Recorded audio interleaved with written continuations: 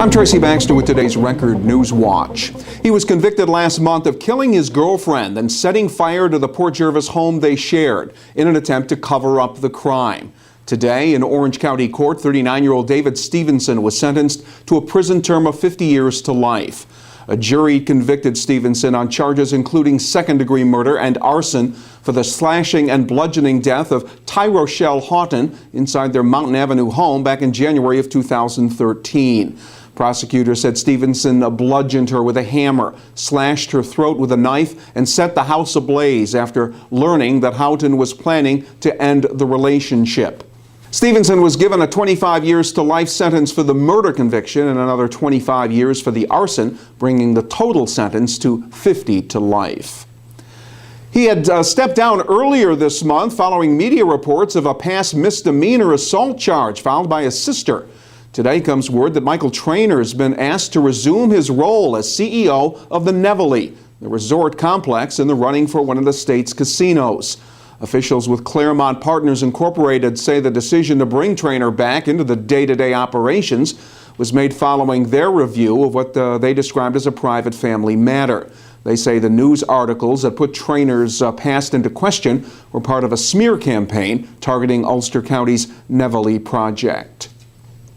Town of New Windsor police are asking for help from the public. Their investigation into a motorcycle crash. It happened shortly before 6 last night on Caesars Lane in the area of the Forge Hill Garden apartment complex. Arriving officers found a motorcycle in the roadway and the driver, 45-year-old Ricardo Costa of Cornwall, lying in the grass at the apartment complex. Costa had suffered a serious head injury and was airlifted to Westchester Medical Center. Anyone who may have witnessed the accident is asked to call the New Windsor Police Department. Their number is 845-565-7000. In Ulster County, state police have charged a town of Ulster man with grand larceny for stealing more than $7,000 worth of products from the local Lowe's Home Center store. A 61-year-old Michael Traficante was arrested after store security produced videos of the thefts. State police say their investigation determined the merchandise had been stolen from the store over the past 5 months. Traficante was being held without bail in Ulster County Jail. Elsewhere, a Monroe man was arrested after causing damage to a restaurant in Curious Joel. State police were called to Kaufman Kitchen on Forest Road Tuesday night. Following a report of a disturbance there, police say as 19-year-old Cesar Morales Rosales was being escorted out of the building by a restaurant worker, punched a window, causing it to shatter. Troopers located him a short distance away, and he reportedly resisted their initial efforts to take him into custody.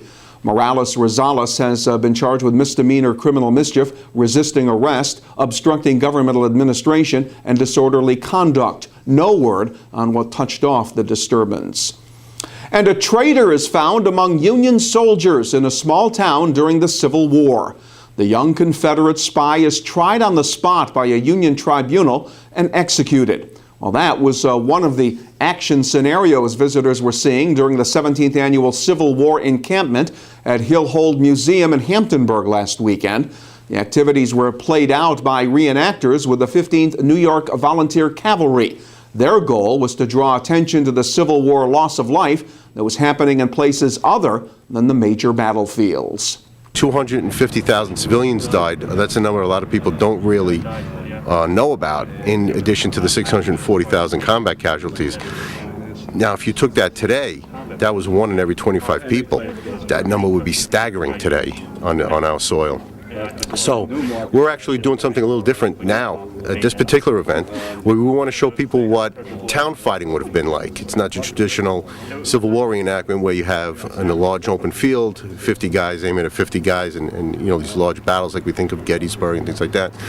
A lot of more battles, I think, were fought in these small town environments in the South. Formed primarily in upstate New York, the historic 15th New York Volunteer Cavalry was a late addition to the Union Army, forming companies in 1863. In 1993, after 130 years, the 15th was reactivated as a way to help preserve Civil War history. There is more rain in the forecast, but we should have better weather during the holiday weekend. More shower activity is expected tomorrow, with the highs Friday only in the middle 60s. Saturday will be partly cloudy, with temperatures reaching the low 70s, and sunshine is now in the long-range forecast for Sunday and Memorial Day. Get the news you need to start your day in tomorrow's Times-Herald Record. And breaking news is just a click away right here at Record Online. For Record Newswatch, I'm Tracy Baxter.